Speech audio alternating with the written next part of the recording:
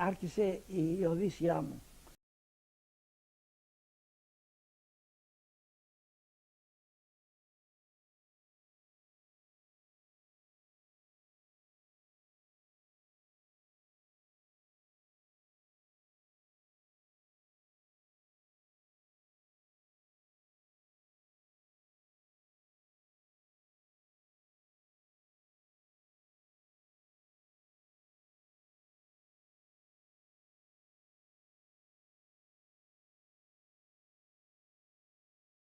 Ο γουλιάδος μου, ο Ερίκος ο Σεβίλιας, ο οποίος ήταν στο Auschwitz πέθανε με τον αριθμό. Ερίκος Σεβίλιας από την Αθήνα.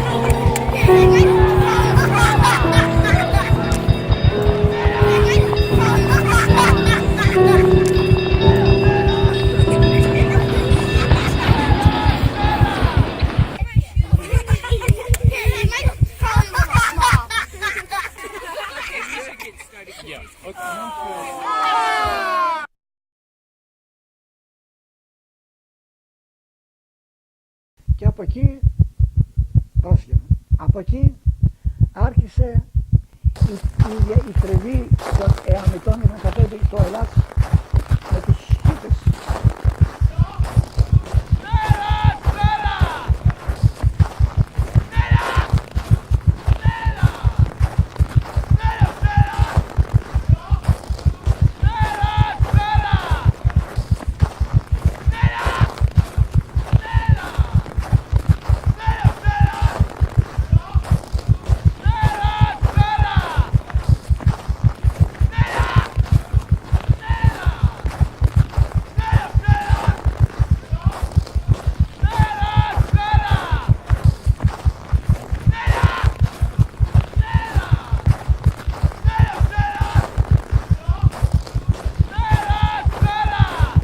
The Americans were put into this series of barracks, and then there was a SS unit, and on the other side it was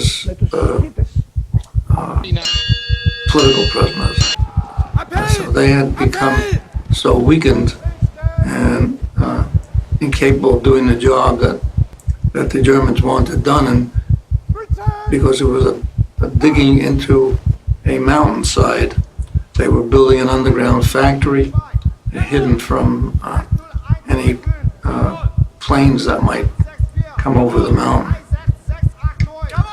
And we essentially became miners with a pneumatic drill, drilling into the wall of this tunnel, and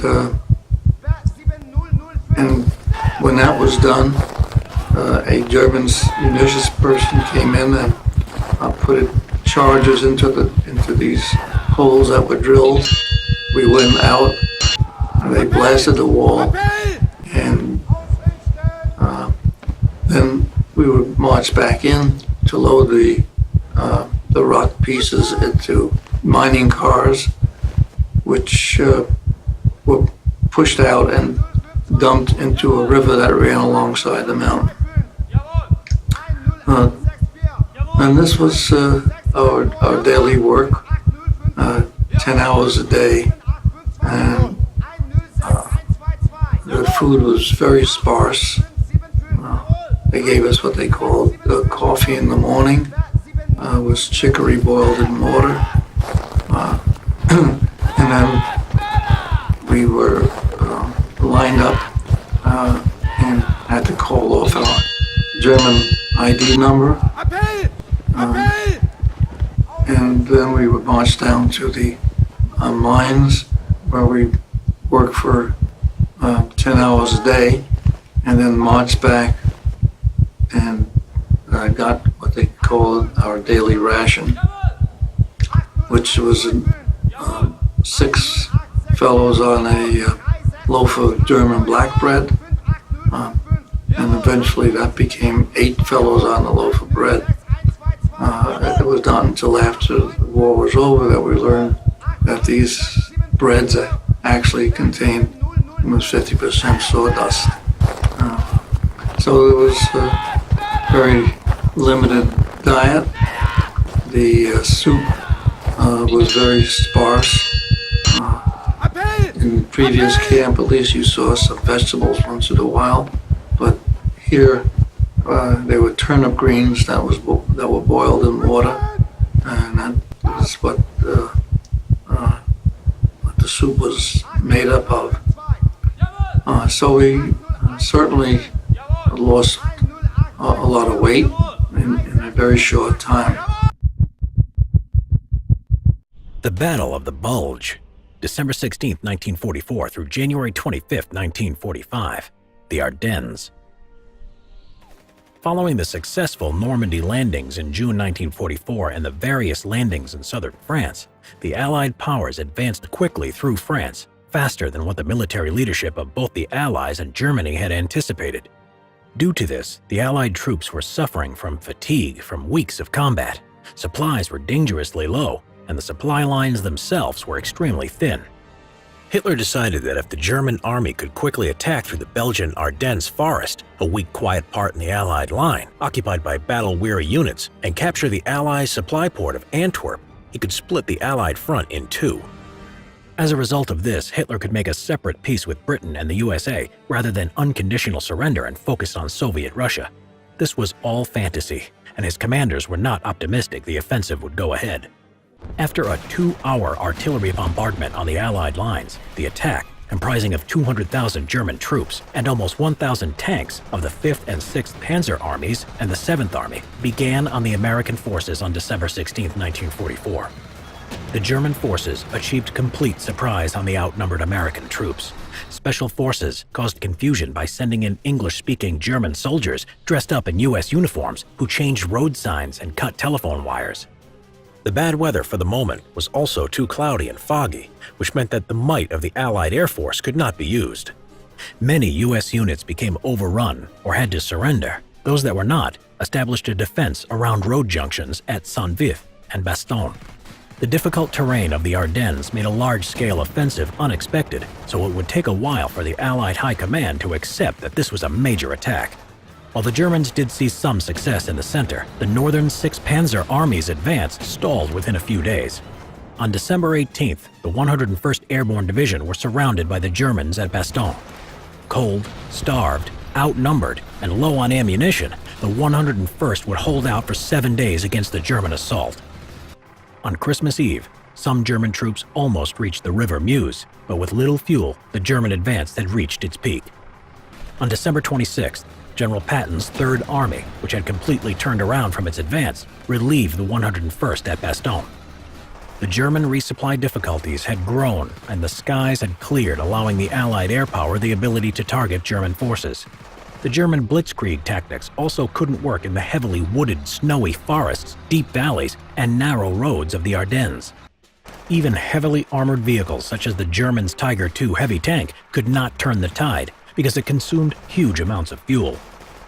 The U.S. forces began a counteroffensive on January 3rd. By this point, the German Panzer Division were so low on fuel, they abandoned a lot of their tanks. The U.S. counteroffensive regained all land lost during the German offensive by late January. The Battle of the Bulge was the largest battle fought by the Americans in World War II. Due to deep snow, cold temperatures, bad weather, and dwindling fuel reserves, the German Army and Air Force were unable to launch the crushing blow to the Allies Hitler had hoped for. While the attack is known as the Ardennes Offensive, the initial attack by the Germans created a triangular bulge that stretched for miles into the Allied front line, creating the commonly known name of Battle of the Bulge. The Americans suffered around 80,000 casualties, while the Germans had 100,000 casualties, and most of the tanks used in the offensive, which could not be replaced.